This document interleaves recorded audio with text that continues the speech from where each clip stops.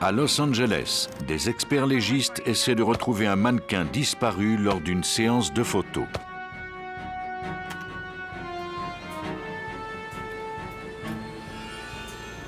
Au nord-ouest des États-Unis, des policiers poursuivent un dangereux criminel qui choisit toujours ses victimes près de la même autoroute.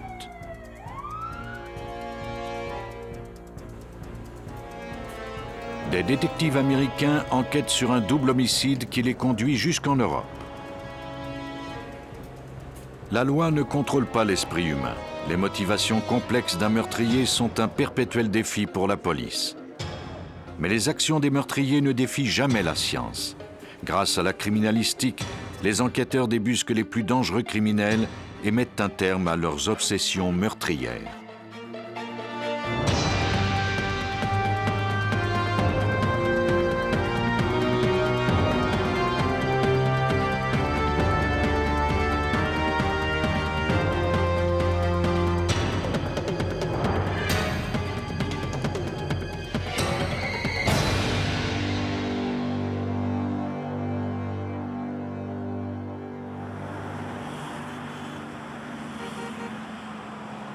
À Los Angeles, la capitale de l'image, une jolie femme peut être très facilement projetée sous les feux de la rampe. Mais tel n'est pas toujours le cas. En novembre 1995, une jeune femme se rendit à une séance de photos et disparut. Puis ce fut le silence. Ses parents et amis s'inquiétaient. Ils n'avaient pas eu de ses nouvelles depuis des jours. Un homme fit alors une découverte qui allait se révéler très importante par la suite. Un après-midi, un préposé à l'entretien des autoroutes trouva par hasard une photo.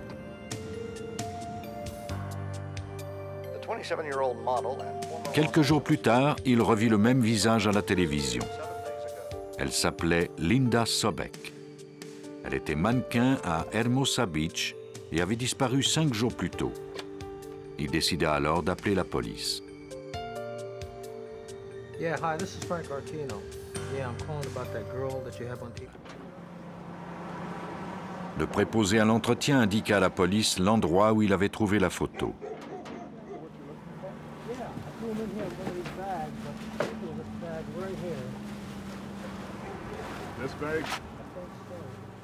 Ils y découvrirent d'autres photos, les pages déchirées de l'agenda de Sobek et une trousse de maquillage.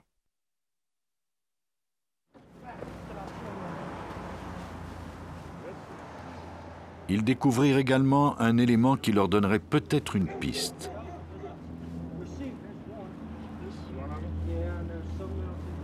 Il s'agissait d'un reçu de location d'une wagonnette Lexus, un prototype qui n'était pas encore sur le marché.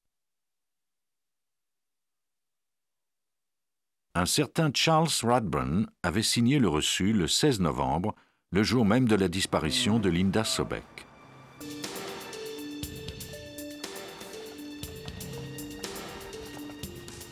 La police apprit que Radburn était un photographe reconnu spécialisé dans la photo de voiture. Il était considéré comme l'un des meilleurs. Radburn déclara qu'il ne comprenait pas pourquoi ce reçu s'était retrouvé avec les objets personnels de Linda Sobek, mais il admit qu'il était sans doute la dernière personne à l'avoir vue. Le matin de sa disparition, elle lui avait demandé de le rencontrer sur le terrain de stationnement d'un restaurant. Elle se cherchait du travail, mais il n'avait rien à lui offrir. C'est le détective Mike Robinson du service de police de Los Angeles qui prit la déposition de Radburn. Il a dit qu'il s'était parlé brièvement dans sa voiture près du restaurant Dennis. Il a jeté un coup d'œil à son portfolio et lui a dit avoir un agenda très serré. Il lui a alors demandé de sortir de sa voiture. C'était le jour de sa disparition et il était midi. La dernière chose dont il se souvenait, c'est qu'elle déverrouillait la portière de sa Datsun blanche. La voiture de Linda Sobek se trouvait toujours dans le parking du restaurant, mais la piste s'arrêtait là. Radburn était vraisemblablement la dernière personne à l'avoir vue. Il fut convoqué au poste de police pour un interrogatoire complet, mais il ne se présenta pas. Robinson apprit alors que le photographe avait contacté une de ses amies qui faisait partie de la police. Elle avait reçu une télécopie au contenu plutôt confus, dans laquelle il avouait avoir tué Linda Sobek par accident. Il menaçait de se suicider. Les policiers se rendirent immédiatement chez lui. Il était ivre et incohérent.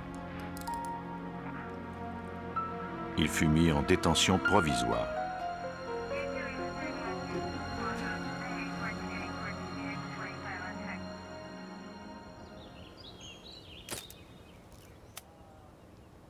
En prison, il donna une nouvelle version des événements.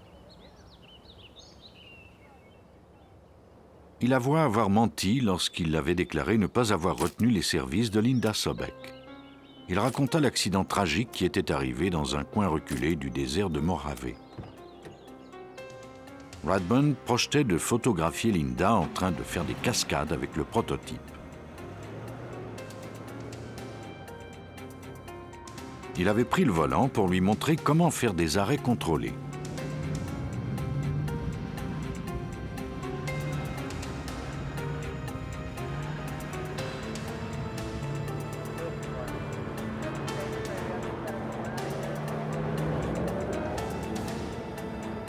Il déclara qu'il avait perdu le contrôle au cours des manœuvres, que l'arrière du véhicule avait percuté Sobek et qu'elle était morte sur le coup. Pris de panique, Rathbun avait creusé une fosse dans le sable et y avait enfoui le corps. Il était si troublé qu'il ne se souvenait plus à quel endroit. Il devenait de plus en plus évident qu'il mentait. Mais il faudrait en faire la preuve. Certains accusés ont déjà obtenu gain de cause avec des versions aussi peu convaincantes. Les policiers étaient déterminés à découvrir les failles dans la version de Rathbun.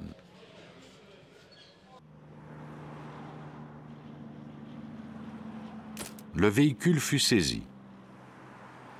Malheureusement, il avait été nettoyé à 2 reprises depuis la disparition de Linda Sobek. Les enquêteurs espéraient qu'il resterait tout de même quelques indices. La première tâche consistait à découvrir des points d'impact. C'est Heidi Robbins de la police de Los Angeles qui s'en chargeait.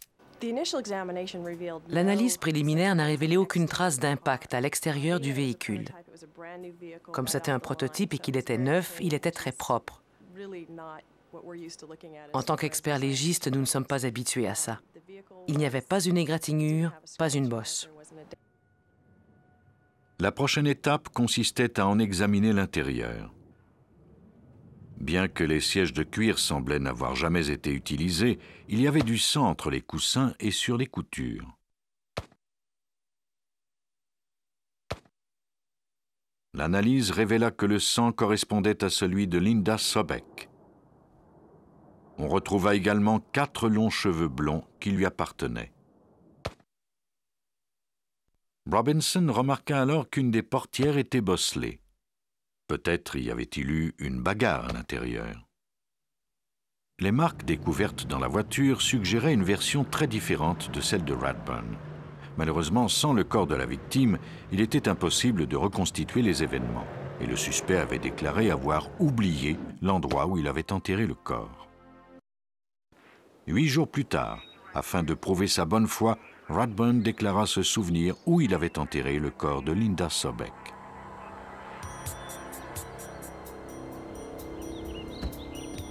Il entraîna l'équipe de recherche vers un ravin escarpé situé à 60 km de l'endroit où avait eu lieu la séance de photos.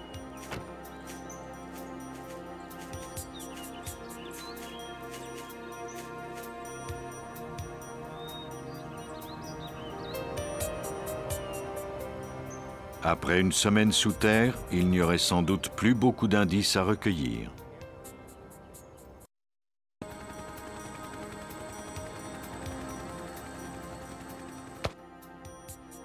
L'équipe de Heidi Robbins retira avec soin le corps de la fosse sous la supervision d'un anthropologue légiste. Chaque pierre fut numérotée. On retira la terre centimètre par centimètre avant de la tamiser et de l'envoyer au laboratoire. Après 8 heures de travail, les enquêteurs disposaient enfin du corps de Sobek. Il gisait à 60 cm sous terre. À leur grande surprise, il était encore en bon état. Le corps n'était pas tellement décomposé. Je crois que la température fraîche à cette altitude et le fait que le ravin où il se trouvait n'était pas tellement exposé au soleil ont fait en sorte qu'il a été comme réfrigéré pendant 9 jours. Les spécialistes commencèrent l'examen du corps. Si la voiture avait heurté la victime, il y aurait eu des blessures sur ses genoux. Mais ses jambes étaient intactes. Il n'y avait pas d'éraflure ni d'os cassés.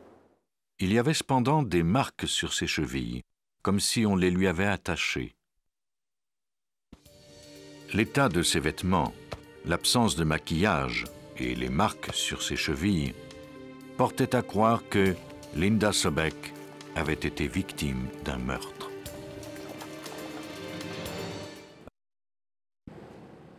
La dernière photo de Linda Sobek fut prise sur la table d'autopsie. Des marques sur son cou indiquaient qu'elle avait été étouffée. Il y avait eu hémorragie oculaire. Elle avait sans doute été étranglée, mais elle ne s'était pas laissée faire. Son poignet était blessé, elle avait été ligotée. Encore une fois, ces éléments n'avaient rien à voir avec la déposition de Radburn. Tout indiquait qu'il s'agissait d'un meurtre au premier degré, mais Radburn n'avait pas encore joué sa dernière carte. Il donna une troisième version des événements qui tenait compte des nouveaux indices. Selon lui, Sobek avait commencé à se déshabiller et à prendre des poses érotiques. Elle essayait de l'aguicher, mais elle ne voulait pas qu'il prenne des photos d'elle. Il avait posé son appareil photo et ils avaient commencé à s'embrasser. Elle avait alors refusé d'aller plus loin. Après qu'il se soit calmé et qu'elle ait remis ses vêtements, Radburn lui avait montré comment faire des cascades avec le véhicule. Et c'est à ce moment qu'avait eu lieu l'accident.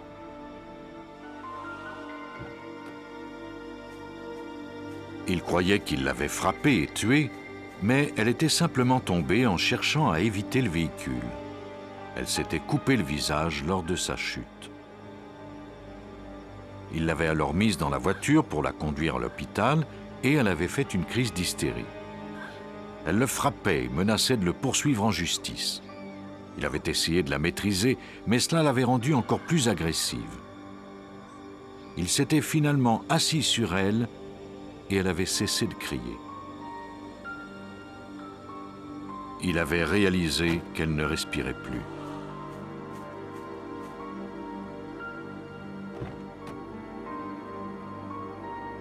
Il l'avait alors sortie de la voiture et tenté de la réanimer, mais il était trop tard. Selon Radburn, les chevilles portaient des marques parce qu'il les avait ligotées afin de remettre le corps plus facilement dans la voiture. Il l'avait ensuite enterré. Si le jury croyait à cette version, Radburn écoperait d'une peine d'homicide involontaire. Afin de prouver ce qu'il avançait, il montra les 5 rouleaux de pellicule qu'il avait pris ce jour-là. Il les avait laissés dans le désert après la mort de la victime et avait demandé à son frère d'aller les lui chercher. 4 des 5 rouleaux de pellicule contenaient des photos professionnelles de Linda Sobek. Les photos du 5e film, quant à elles, étaient très difficiles à distinguer. Radburn expliqua qu'il avait photographié Linda Sobek alors qu'elle l'aguichait. Il en avait été si troublé qu'il avait utilisé un film déjà exposé. Sans s'en rendre compte, il l'avait photographié par-dessus des photos qu'il avait prises de l'intérieur de la Lexus. Le climat torride du désert avait aussi apparemment détérioré les photos en détruisant l'émulsion. Radburn présenta 13 photos déformées d'une femme prenant des poses érotiques avec en filigrane les photos de l'intérieur d'une voiture. Il modifia à nouveau sa version des événements et expliqua pourquoi la victime était vêtue ainsi et pourquoi elle n'était pas maquillée. Les spécialistes examinèrent les photos afin de vérifier leur authenticité. Elles étaient trop endommagées pour servir de base à une argumentation. Il fallait d'abord déterminer s'il s'agissait bien de la Lexus et de Sobek, comme le déclarait Radburn. Le détective Robinson apprit alors que plusieurs semaines avant d'emprunter la Lexus, Radburn avait photographié le prototype d'une Oldsmobile. Le détective demanda au client de lui fournir les photos prises par Radburn. Heidi Robbins apporta les photos doublement exposées ainsi que celles de l'intérieur de l'Oldsmobile au Centre national des forces policières et des technologies. Cette agence dispose d'une technologie de pointe dans le domaine du traitement de l'image. Les images furent insérées dans un ordinateur et retravaillées à l'aide d'un logiciel de graphisme. L'ingénieur Bill Repetto joua avec les contrastes afin d'obtenir une image plus précise. Ce qui nous intéresse, c'est de distinguer les parties du corps et du tableau de bord, par exemple. Une fois le travail terminé, Repetto superposa une photo du tableau de bord de l'Oldsmobile au négatif endommagé. Il voulait vérifier si la voiture qui apparaissait sur les photos était la Lexus ou l'Oldsmobile. On peut superposer des choses telles que le compteur de vitesse, le volant. Malheureusement, on ne peut pas voir le motif, le logo sur le volant. Mais cela correspond assez bien. Il ne nous a fallu que quelques minutes pour constater qu'il ne s'agissait pas d'une Lexus, mais plutôt d'une Oldsmobile. Repetto compara ensuite Linda Sobek à la femme dont on ne voyait pas le visage sur les photos. Il compara la robe que Sobek portait pendant la séance à un morceau de dentelle qui apparaissait sur les photos exposées 2 fois. Le motif de la dentelle lui faciliterait la tâche puisqu'il se répétait. On peut nettement voir un motif sur cette image. Il y a la forme d'une botte, un trait vertical, et il est plié vers la gauche et se répète ici. Les motifs de dentelle étaient différents. Il en était de même pour l'anatomie de la femme et celle de Sobek. Rathbone avait menti. Il fut jugé coupable de meurtre au 1er degré et condamné à la prison à vie, sans possibilité de libération conditionnelle. Dès le début, le photographe avait éveillé les soupçons des détectives. Mais quand il s'agit d'un meurtre sans raison apparente, ces derniers doivent élargir leur champ de recherche. À Beaverton, dans l'Oregon, au lendemain de la Saint-Valentin en 1981, des agents de police furent appelés à une résidence située dans un quartier paisible. Ils y découvrirent le corps de Julie Ann Reitz, 18 ans. Elle avait reçu 2 coups de feu dans la nuque avec une arme de calibre 32 alors qu'elle prenait la fuite. Le médecin légiste détermina qu'elle était morte entre 3 et 4 heures du matin. Les experts analysaient la scène du crime tandis que le détective Dave Bishop notait ses premières impressions. Il était évident que la victime connaissait son agresseur. La porte n'était pas verrouillée. Il y avait de la musique et il y avait 2 verres à vin dans l'évier.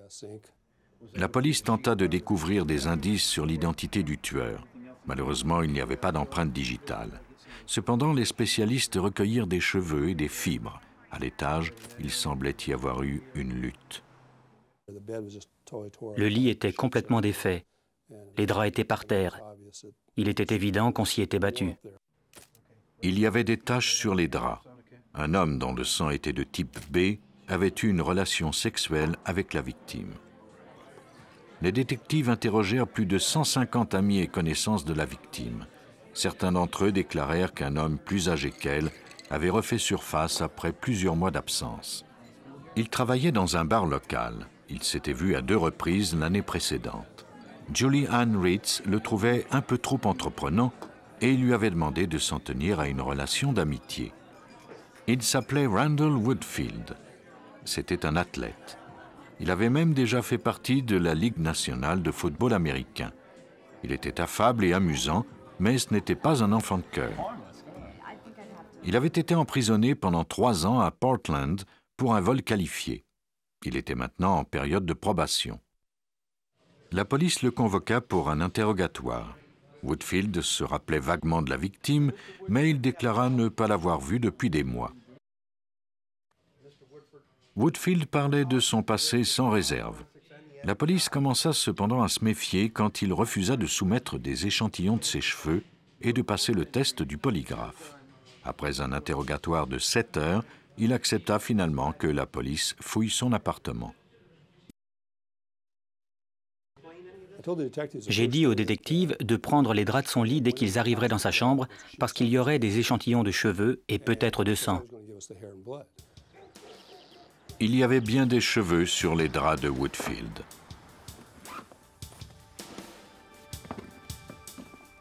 Les policiers découvrirent également un projectile de calibre 32 et un rouleau de ruban adhésif blanc dans un sac de gym. À prime abord, cette découverte était plutôt anodine, mais les policiers avaient déjà découvert ce type de ruban lors de plusieurs viols et meurtres qui s'étaient produits le long de l'autoroute 5 2 mois plus tôt. Y avait-il un lien entre le meurtre de Julianne Ritz et ces autres cas?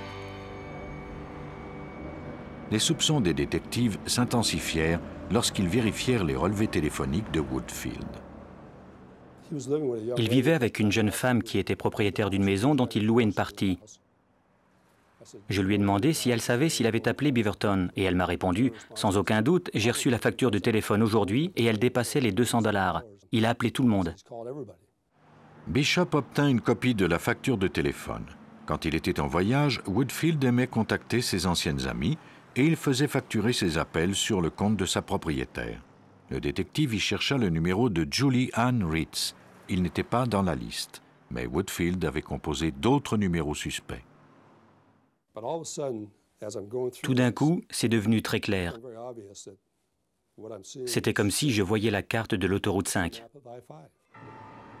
Depuis le mois de décembre 1980, un criminel faisait des ravages le long de l'autoroute 5 à travers 3 États. Il commettait des vols dans des commerces qui longeaient l'autoroute, puis sodomisait et tuait parfois les jeunes femmes qui y travaillaient. La police avait formé une escouade spéciale pour le retrouver, mais n'était parvenue à recueillir que quelques maigres indices. L'homme travaillait toujours de la même façon. Il s'attaquait à des femmes qu'il ne connaissait pas et ne laissait jamais d'empreinte. Il portait souvent une fausse barbe et une cagoule. Le 18 janvier 1981, soit un mois avant le meurtre de Julianne Ritz, la police fut dépêchée à un immeuble à Salem, dans l'Oregon, près de l'autoroute 5. L'immeuble était à plusieurs kilomètres au sud de la résidence de Julianne Ritz. Lisa Garcia et Shari Hall nettoyaient des bureaux lorsqu'un homme entra. Il agressa sexuellement les 2 femmes, puis leur tira des coups de feu dans la nuque. Fait incroyable, Lisa Garcia survécut. Bien que confuse, elle parvint à alerter le service d'urgence. Grâce à un heureux hasard, les 2 balles n'avaient pas atteint son cerveau.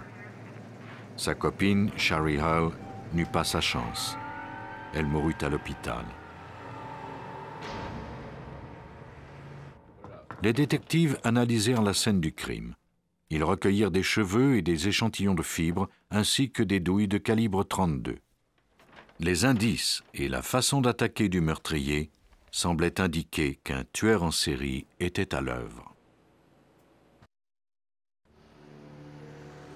Les détectives de l'Oregon pensaient qu'ils étaient sur la piste du tueur en série qui rôdait le long de l'autoroute 5.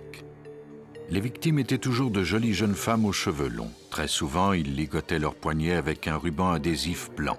Il utilisait toujours le même ruban, du type dont se servent les athlètes. Ensuite, il les tuait en leur tirant dans la nuque. Plusieurs victimes de vol l'avaient vu à l'œuvre. Mais Lisa Garcia était la seule à l'avoir vu commettre un meurtre. Elle le décrivit comme un homme dans la vingtaine, avec des cheveux en broussailles foncés. Il se mettait du ruban adhésif sur le nez, probablement pour détourner l'attention de ses victimes de son visage. Mais la police ne pouvait pas encore déterminer qui il était. Il avait commis plus de 20 vols et viols et était soupçonné d'avoir tué 5 femmes. Avec Julie Ann Ritz, cela faisait 6 victimes.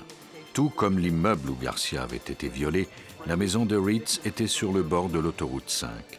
Garcia avait donné une description du meurtrier et l'entourage de Ritz lui avait donné un nom, Randall Woodfield. Le sang et les échantillons de cheveux recueillis dans l'appartement de Woodfield, ainsi que les relevés téléphoniques, permirent à la police de procéder à son arrestation pour les meurtres de l'autoroute 5. Mais il faudrait trouver d'autres preuves. Si on parvenait à démontrer le lien entre la balle de calibre 32 découverte dans l'appartement de Woodfield et celle recueillie dans le crâne de Lisa Garcia, il ne pourrait plus échapper à une accusation. Mais la police était confrontée à deux problèmes. La seule balle découverte chez lui n'avait jamais été tirée et par conséquent elle ne portait aucune marque. Il était donc impossible de la comparer à celle découverte sur les victimes. De plus, on ne disposait pas de l'arme pour procéder au test. Il était impossible de procéder aux analyses balistiques traditionnelles. La seule solution était de comparer les projectiles à un niveau atomique. À l'université de l'Oregon, l'analyste Michael Conradi se sert d'un réacteur nucléaire pour faire arrêter des criminels. Ils nous ont appelés et nous ont donné une description des indices qu'ils avaient. Ils voulaient savoir si on pouvait les aider. C'était les conditions idéales pour effectuer ce type d'analyse. Conradi reçut 4 fragments de balles qui provenaient des meurtres attribués aux tueurs de l'autoroute 5. On lui remit également la balle découverte dans le sac de Woodfield. Il devait établir si elle provenait du même lot. Les manufacturiers produisent les projectiles en lots. Chaque réservoir de plomb contient des oligoéléments d'argent, de cuivre, d'étain, d'antimoine et d'arsenic en quantité variable. Grâce à l'activation des neutrons, les experts peuvent connaître la quantité exacte de ces éléments dans chacun des projectiles et déterminer s'ils proviennent tous du même lot. Conradi préleva un échantillon de la balle, l'aplatit en une plaque très mince et le nettoya avec de l'acide nitrique.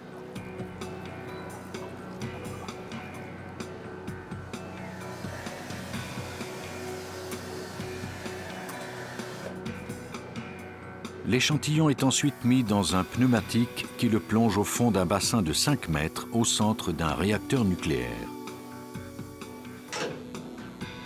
Une fois en place, l'échantillon est bombardé de particules subatomiques, les neutrons. Certains des atomes de l'échantillon absorbent certains des neutrons. L'échantillon devient instable et libère alors les neutrons supplémentaires en un jaillissement d'énergie. Ce processus s'appelle la désintégration radioactive. Chaque élément libère cette radiation selon un modèle qui lui est propre. À la lecture de ce modèle, on peut identifier l'élément et sa quantité dans l'échantillon. Après cette opération, l'échantillon fut immédiatement envoyé au laboratoire. Conradi devait se dépêcher avant que la radioactivité ne diminue. Sinon, l'analyse ne serait plus possible. Je n'ai qu'une minute pour ouvrir la capsule et mettre l'échantillon dans le détecteur. Il place le disque sur un senseur relié à l'ordinateur et obtient un graphique qui lui donne la quantité d'oligo-éléments présents dans l'échantillon. Si la balle découverte dans l'appartement de Randall Woodfield correspondait à celle qui avait été recueillie sur Lisa Garcia, il y aurait de grandes chances que le suspect soit jugé coupable. La composition des deux échantillons était identique. L'analyse par activation de neutrons avait démontré que les fragments de balles de la scène du crime et la balle découverte chez Randall Woodfield provenaient du même lot. Cette balle trouvée dans son appartement correspondait à celle recueillie dans le crâne de Lisa Garcia. Les fibres, les cheveux et les relevés téléphoniques le reliaient aux autres scènes du crime. Woodfield était un tueur méthodique et astucieux. Il préparait ses attaques de façon presque rituelle. C'était un tueur très efficace.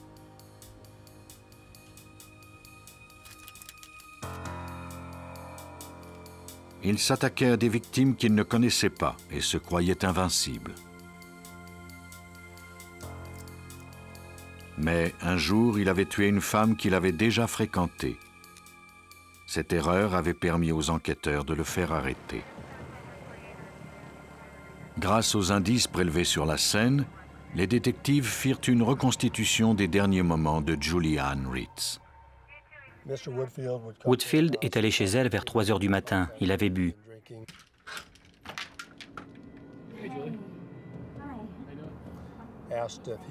Il lui a demandé s'il pouvait rester là un moment.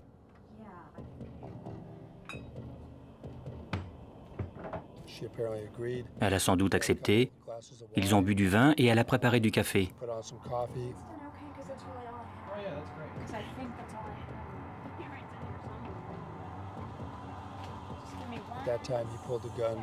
À ce moment-là, il a sorti son arme à feu.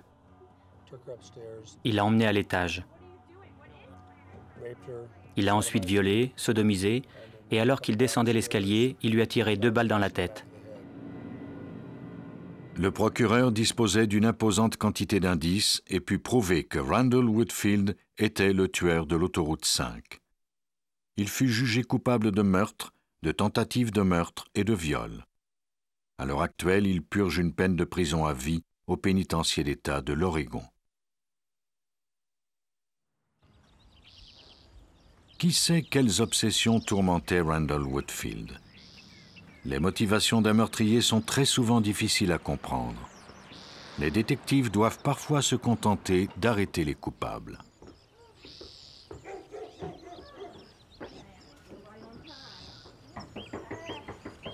Dans l'après-midi du 3 avril 1985, 2 partenaires de bridge se rendirent chez Derek et Nancy Hessom à Boonesboro, en Virginie.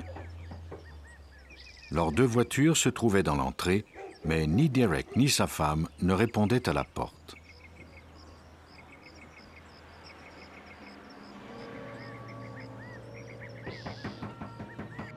Craignant qu'il ne leur soit arrivé quelque chose, les invités contactèrent une amie qui les rejoignit avec un double de la clé de la maison.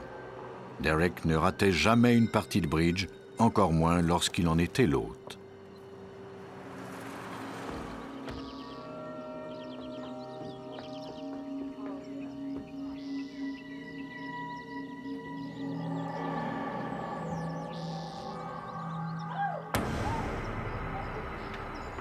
Une fois à l'intérieur, les invités furent confrontés à une scène horrifiante.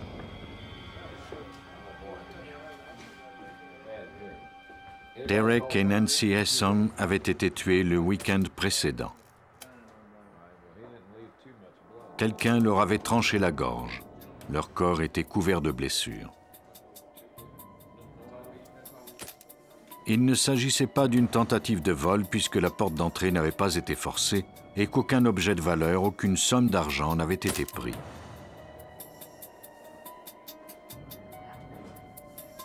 Le sol était couvert de traînées de sang. Était-il possible qu'ils aient été victimes d'une sorte de meurtre rituel? Steve Rush fut l'un des premiers spécialistes à arriver sur les lieux.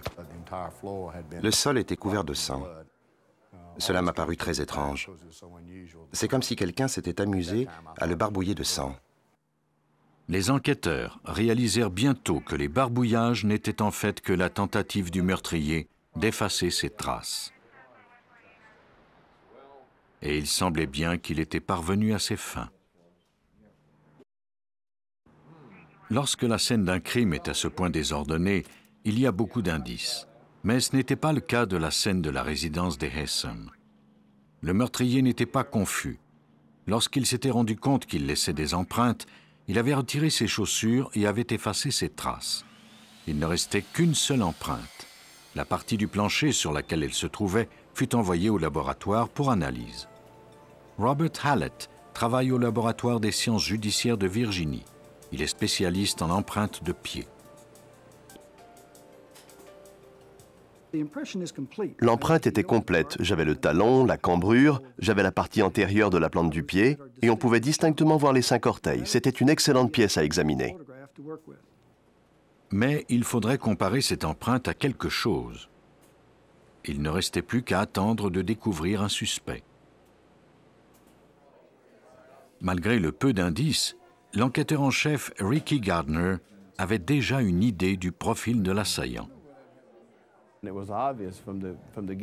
Il était évident que celui qui avait commis ces meurtres était très en colère, très agressif envers monsieur et madame Hessom. L'équipe de Gardner se mit à la recherche d'indices. Ils fermèrent hermétiquement la maison et la remplirent de vapeur de supercolle dans l'espoir de découvrir des empreintes digitales.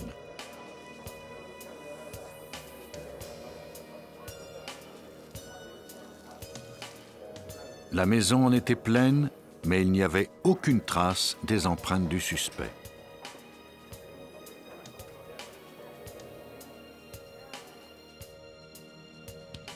Les experts tentèrent ensuite de découvrir des traces de sang. Ils utilisèrent un produit appelé luminol. Ce produit chimique se mêle au sang, même s'il s'agit de minuscules taches à peine visibles. Dans l'obscurité, le sang enduit de ce produit luit sous l'action d'une source de lumière spéciale et d'un filtre. Les experts déterminèrent qu'il n'y avait qu'une série d'empreintes. Cela démontrait que le meurtrier avait agi seul. Puis, dans la salle de bain, ils découvrirent une tache de sang que le meurtrier avait oublié de nettoyer. Peut-être était-ce une tache de son propre sang. L'analyse révéla que ce sang était de type O. Celui de Derek était de type A et celui de Nancy de type AB. Si le sang du meurtrier s'était mélangé à celui de ses victimes, il aurait été impossible d'en préciser le groupe. Le tueur avait été prudent, mais cette tache avait échappé à son attention. Pourquoi avait-il assassiné les Hesson? Les détectives interrogèrent la famille et les amis des victimes. Où était-il lors du week-end du meurtre? Que faisait-il? Malheureusement, ils ne découvrirent aucun suspect. Ils espéraient que leur fille, Elizabeth, pourrait leur donner des informations puisqu'elle venait à peine de quitter la maison paternelle. Elle avait commencé ses études à l'Université de Virginie. C'était une jeune fille brillante qui avait fréquenté des écoles en Angleterre et en Suisse. Elle décrivit ses parents comme étant chaleureux et aimants. Elle ne pouvait s'imaginer que quelqu'un ait pu leur vouloir du mal. Elle déclara qu'elle et son petit ami se trouvaient à Washington lorsque les meurtres s'étaient produits. Elle fournit à la police des billets de cinéma datés de ce week-end. Gardner vérifia son alibi et obtint des reçus de son hôtel et de l'agence de location de voitures. Mais ces documents suscitèrent de nouvelles questions. Selon la facture, ils avaient conduit plus de 1000 km alors que le voyage Charlottesville-Washington n'est que de 400 km aller-retour. Je suis allé à Charlottesville pour confronter Elizabeth avec cette information. Elle a déclaré qu'ils avaient visité plusieurs endroits et qu'ils s'étaient égarés à quelques reprises. Je lui ai répondu qu'il fallait qu'elle soit allée très loin pour faire autant de kilométrage. Il était presque impossible qu'elle ait pu faire 600 km de plus en 2 jours en visitant la seule région de Washington, à moins d'y ajouter un voyage à Boonesboro. Gardner contacta le petit ami d'Elizabeth pour connaître sa version. Jens Söring était allemand. C'était le fils d'un diplomate et il avait un passé semblable à celui d'Elizabeth. Ce n'était pas le genre de personne à être enclin à la violence. Il déclara, tout comme Elizabeth, qu'il s'était égaré pendant le week-end.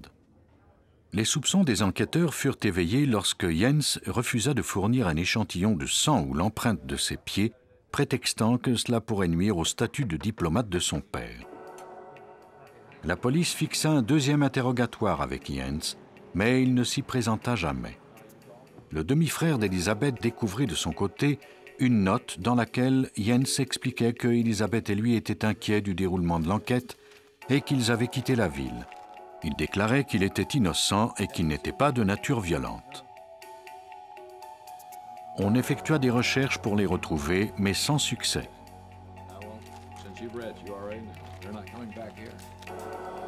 Plusieurs jours plus tard, on retrouva la voiture de Jens à l'aéroport de Newark, à plus de 500 km de distance.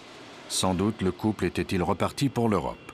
Elizabeth et Jens s'y étaient connus et n'auraient aucun mal à brouiller les pistes. La police avisa Interpol, mais on ne pouvait guère faire avancer le dossier. Aucune plainte n'avait été portée et on n'avait pas découvert d'indices. L'enquête était bloquée. Il ne restait plus qu'à espérer que le couple refasse surface à un moment ou à un autre.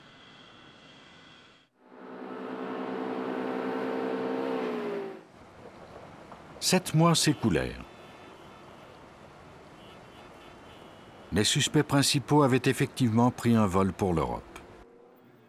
Puis, en mai 1986, un détective anglais fouilla l'appartement d'un jeune couple qui avait été arrêté pour avoir émis de faux chèques. Il examinait une boîte contenant leurs lettres d'amour lorsqu'il réalisa qu'ils avaient peut-être commis un autre genre de crime. Ils semblaient avoir planifié un meurtre. Les lettres et un journal intime racontaient une histoire fort différente des déclarations de Jens et d'Elizabeth à la police de Virginie. Elizabeth détestait ses parents qu'elle trouvait dominateurs. Elle leur en voulait de chercher à l'éloigner de Jens. Elle souhaitait les voir morts.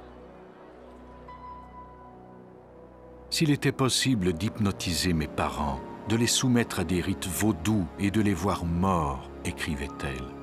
Pourquoi ne s'étendent-ils pas par terre pour mourir? Je les déteste tellement. Jens lui avait répondu qu'il était prêt à l'aider à élaborer un plan pour mettre ce projet à exécution. Un des agents de Scotland Yard contacta le détective Gardner. Il m'a simplement dit « J'ai entendu dire que vous vous intéressiez à Jens Söring et Elizabeth Haysom. » J'ai répondu « Oui » et j'ai attendu. Il m'a alors demandé si ses parents avaient été assassinés.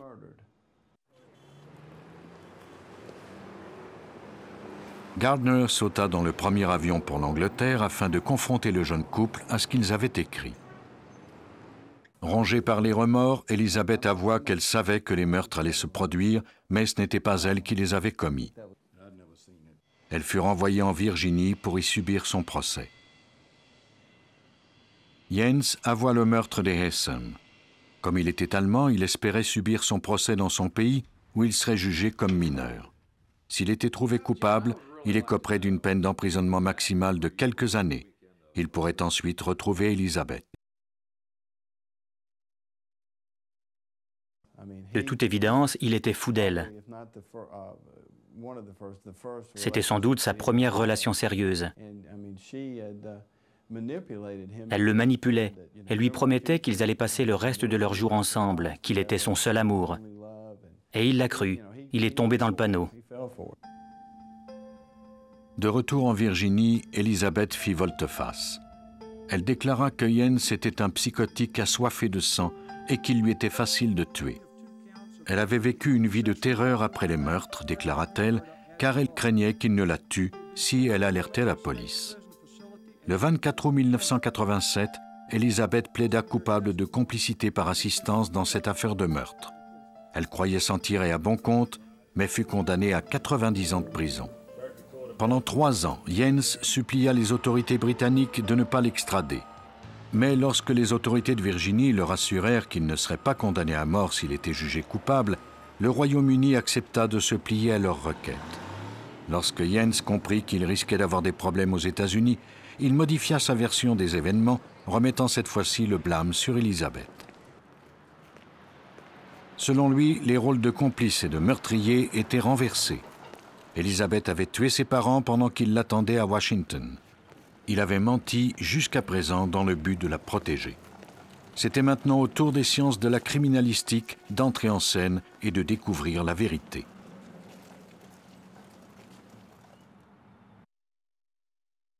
L'étape suivante dans l'enquête du meurtre des Haysom devait se faire en laboratoire. On prit des empreintes des pieds de Elizabeth Haysom et Jens Söring.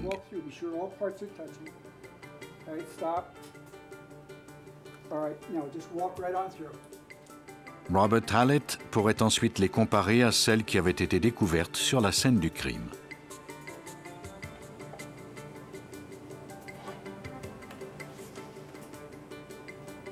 Il fit d'abord des acétates des empreintes, puis il traça des lignes parallèles sur chacune d'elles. Il y avait une caractéristique particulière sur l'empreinte provenant de la scène du crime. Sur la partie antérieure du pied, il y avait un plateau à la hauteur du 2e et du 3e orteil. Hallett retrouva cette particularité sur l'empreinte de Söring. La configuration était identique sur l'empreinte de Jens Söring. Pour ce qui est de Elizabeth Haysom, la partie antérieure de son pied se situait sous la ligne parallèle que j'ai tracée, nettement en dessous.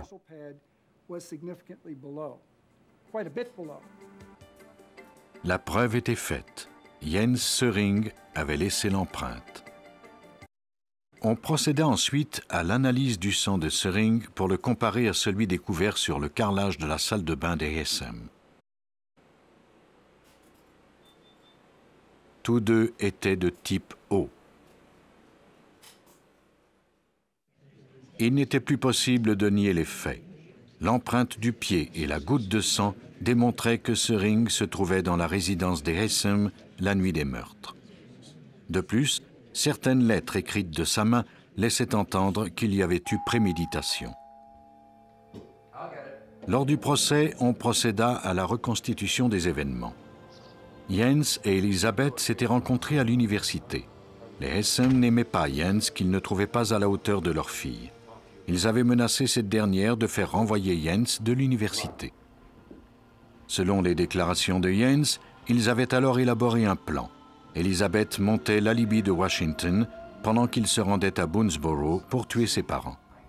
Le couple l'invita à entrer. Jens tenta une dernière fois de se faire accepter, mais Derek Haysom ne voulait rien entendre.